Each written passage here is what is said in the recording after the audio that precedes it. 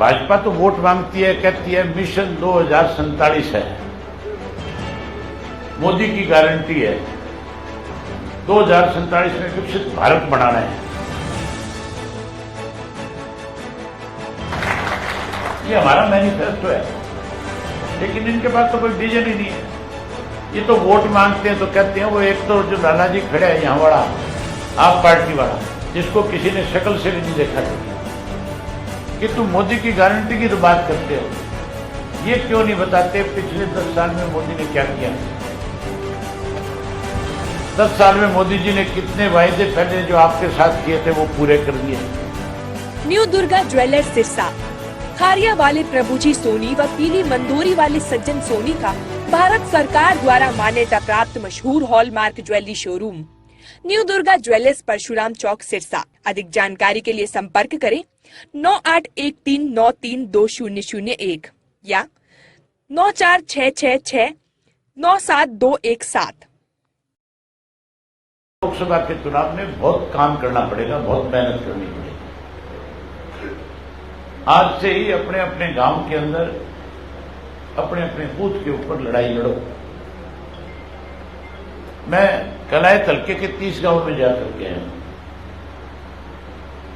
लोगों में बहुत उत्साह है आपके प्रति। लोग मन बना चुके हैं अच्छी तरह से कि हमने हर हालत में इंडियन नेशनल लोकदल पार्टी को कुरुक्षेत्र से जिताना है। मेरे खिलाफ जो वोट मांगने वाले हैं उनके पास कोई विजन नहीं है। भाजपा तो वोट मांगती है, कहती है मिशन 2047 है, मोदी की गारंटी है, 2047 में विकसित भारत बनाना है। उनसे पूछने वाला हो कि तुम मोदी की गारंटी की तो बात करते हो, ये क्यों नहीं बताते पिछले 10 साल में मोदी ने क्या किया? 10 साल में मोदी जी ने कितने वायदे पहले जो आपके साथ किए थे वो पूरे कर दिए। ये तो वोट मांगते हैं तो कहते हैं वो एक तो जो लालाजी खड़े है यहाँ वाला आप पार्टी वाला, जिसको किसी ने शक्ल से भी नहीं देखा था, जो जानते भी नहीं करते। अगर अकेला बाजार में निकल जाए तो लोग सोचते हैं पता नहीं कहां से आ गया, कौन आ गया, किसका रिश्तेदार आ गया। उनसे पूछो कि आप ये क्यों नहीं बताते अगले 5 साल में आपकी सोच क्या है, देश को कहां ले जाना चाहते हो, 5 साल में क्या करोगे? आज मैनिफेस्टो है भाजपा का, और आज बाबा साहब अम्बेडकर की जयंती भी है, उसकी भी आपको बहुत बहुत मुबारक, बहुत बहुत बधाई। बाबा साहब अम्बेडकर की जयंती पे मैनिफेस्टो तो ले आए हैं, लेकिन जो स्टैच्यू चौधरी देवीलाल ने बाबा साहब अम्बेडकर का पार्लियामेंट में लगवाया था, नई जो पार्लियामेंट बनाई है उसमें उनकी स्टैच्यू और जो उनकी तस्वीर लगी थी वो हटाने का काम किया। मतलब किस तरह से दोहरा चेहरा इनका। हम तो बाबा साहब अम्बेडकर के दिखाए हुए रास्ते पे चलने वाले लोग हैं। हमने हमेशा संविधान पे विश्वास व्यक्त किया है, भाजपा संविधान को खत्म करना चाहते हैं। आज भी हम फिर इस बात की शपथ लेकर के जाएंगे कि हम बाबा साहब के दिखाए हुए रास्ते पर चलेंगे, इस संविधान को और मजबूत बनाने का काम। वहीं आज के मैनिफेस्टो के अंदर जो बातें इन्होंने लिखी है, किस तरह से सफेद झूठ बोलने का काम करते हैं। महिलाओं के बारे में कोई चर्चा नहीं है इनके मैनिफेस्टो में। जिस एमएसपी को कानून बनाने की बात करते थे उसके बारे में कोई चर्चा नहीं है कि हम एमएसपी का कानून बनाएंगे। किसान को क्या देंगे मैनिफेस्टो में कहीं कुछ नहीं लिखा। भाषण बहुत देंगे, हम किसानों के लिए ये करेंगे, किसानों के लिए वो करेंगे, लेकिन जो मैनिफेस्टो बनाया उसमें किसान का जिक्र भी नहीं है। पढ़े लिखे नौजवान के लिए कैसे आगे बढ़ना है उसका भी जिक्र नहीं है। मतलब सिर्फ दिखावा है। ना यूथ के बारे में कुछ है, ना किसान के बारे में है, ना दलित के बारे में है, ना महिलाओं के बारे में। इसका मतलब ये तो केवल इंडस्ट्रिस्ट को आगे बढ़ाना चाहते हैं, बाकी सबको मारना चाहते हैं, कमजोर करना चाहते हैं। इनके पास कोई विजन नहीं है। ये क्या करेंगे बता नहीं सकते। आप तो बड़े दावे के साथ कह सकते हो कि हमारी सरकार बनने के बाद, हमें लोकसभा की सीट मिलने के बाद अगली सरकार बनेगी, और सरकार बनने के बाद जो बुढ़ापा पेंशन चौधरी देवीलाल ने 100 रुपया शुरू करी थी, जो बढ़ करके 3000 होगी, हम उसको 7500 करेंगे। आप तो खुद के लोगों के बीच में ये कह सकते हो कि हमारी सरकार बनने के बाद गैस का सिलेंडर हर घर में सरकार पहली तारीख से मुफ्त में भेजना शुरू कर देगी। 1100 रुपए हर गृहिणी के खाते में उसकी रसोई बढ़िया चले इसके भी दे देंगे। आप खुल के ये कह सकते हो कि हम जो युवा है, प्रत्येक घर से एक युवा को रोजगार और नौकरी देंगे, चाहे वो लड़की पढ़ी लिखी हो चाहे लड़का पढ़ा लिखा हो परिवार का, हम उसको रोजगार नौकरी देंगे। जिसको नौकरी नहीं मिलेगी उसको मायूस नहीं होने देंगे, उसको 21,000 रुपया बेरोजगारी भत्ता देने का काम करेंगे। हम गरीब आदमी जिसके पीले कार्ड बने हुए, जिसके इन्होंने 9 लाख से ज्यादा काट दिए, हम उस गरीब आदमी को पीला कार्ड भी बना करके देंगे, 100 गज का प्लाट भी देंगे, चौधरी देवीलाल आवास योजना के तहत पक्का मकान भी उसको बना देंगे।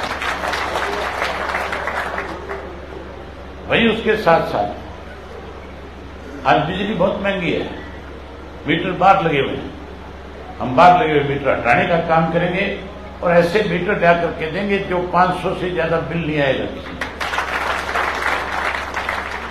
हमारे सामने तो, हमारे पास तो विजन है कि हमने प्रदेश के लोगों को क्या देना है, क्या करना है। ये तो बता ही नहीं सकते कि आपने क्या करना है। किसान के कर्जे के बारे में कोई जिक्र नहीं है। जो ओल्ड पेंशन की बात कर रहे हैं कर्मचारी, हैरानी की बात है, विधानसभा में, लोकसभा में कांग्रेस के लोग ओल्ड पेंशन को लेकर के बहुत शोर मचाते हैं। ये कहते हैं कि ओल्ड पेंशन फिर से लागू हो। उसको खत्म करने वाली कांग्रेस थी, उसको लागू करने वाली जो है ये बीजेपी है। पहले कानून इन्होंने तैयार किया था और उस कानून को पूर्ण रूप से लागू करने का काम इन्होंने किया। अब आपने खुल के कह सकते हो कि हरियाणा में सरकार बनते ही ओल्ड पेंशन पुरानी स्कीम जो है उसको लागू करने का काम किया। ये हमारा मैनिफेस्टो है, लेकिन इनके पास तो कोई विजन ही नहीं है। अगर मैं कहीं बाजार में जाऊंगा तो मुझे तो 100 आदमी राम राम करने वाले मिल जाएंगे कि नहीं मिल जाएंगे। मैं तो अगर किसी गांव में जाऊंगा तो मेरी ख्याल कहीं किसी के घर के आगे बैठ जाऊंगा तो कुछ ही समय में सैकड़ों लोग इकट्ठे हो जाएंगे और मेरे से चर्चा शुरू कर देंगे। इस सुशील गुप्ता को कहीं गांव में छोड़ दो तो गांव वाले यूं सोचते हैं किसी का मुनीम आ गया पैसे मांग रहे। ऐसी हालत है कि नहीं है? मैं कोई गलत नहीं कह रहा, ये सच्चाई यही है, हकीकत है कि इसका कोई वास्ता रिश्ता नहीं है असल के साथ। ये कभी आए नहीं बेचारे। अब गांव में जाता है कहता है कि अब ऐसी मेरे वोट काटेगा। अरे तेरे वोट किसके बाप के भैया? तेरी यहां क्या रिश्तेदारी है? तेरा यहां कौन सा भाईचारा है? तू कब हरियाणा में आया? कब तेने हरियाणा के लोगों के लिए कोई लड़ाई लड़ी? कोई किसान आंदोलन था तो उसमें सबसे सक्रिय भूमिका किसी की रही तो इंडियन नेशनल लोकल पार्टी की रही। आप पार्टी को कहीं दिखाई दी नहीं। अगर जाट आरक्षण आंदोलन का इशू था तो सबसे पहले लड़ाई लड़ने वाले में इंडियन नेशनल लोकल पार्टी थी। अगर पीपली में किसानों पे लाठीचार्ज हो रहा था तो सबसे अग्रणी भूमिका इंडियन नेशनल लोकल पार्टी की थी उस किसान आंदोलन को ताकत देने की। किसानों के लिए किसने इस्तीफा दिया? तू राज्यसभा का मेंबर था, एक शब्द भी कहीं नहीं बोला। अब कहता है वोट काटता है। मैं वोट थोड़ी काटने आया हूं, मैं तो इनकी रान काटने के लिए आया हूं।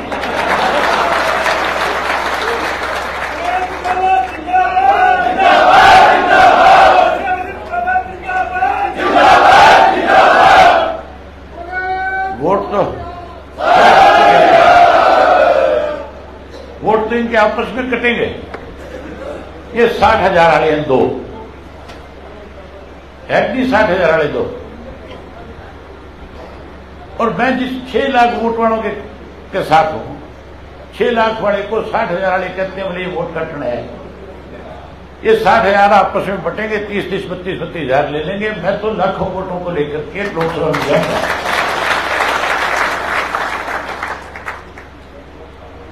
मेरा कहने का मतलब है कि कार्यकर्ता ही चुनाव के अंदर अगर ठीक से मेहनत कर लेगा तो फिर कोई रोक नहीं सकता आपको चुनाव जीतने से।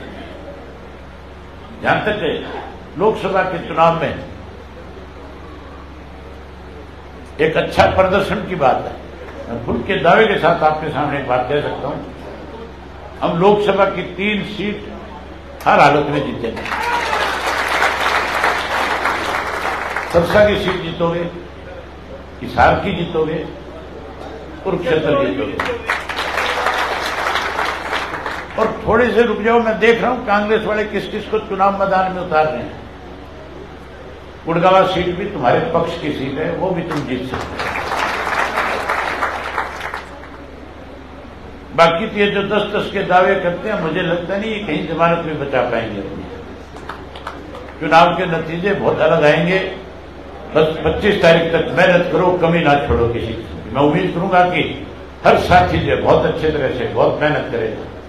आज मांगेराम जी के नेतृत्व में जो पुराने हमारे साथी थे, बीच में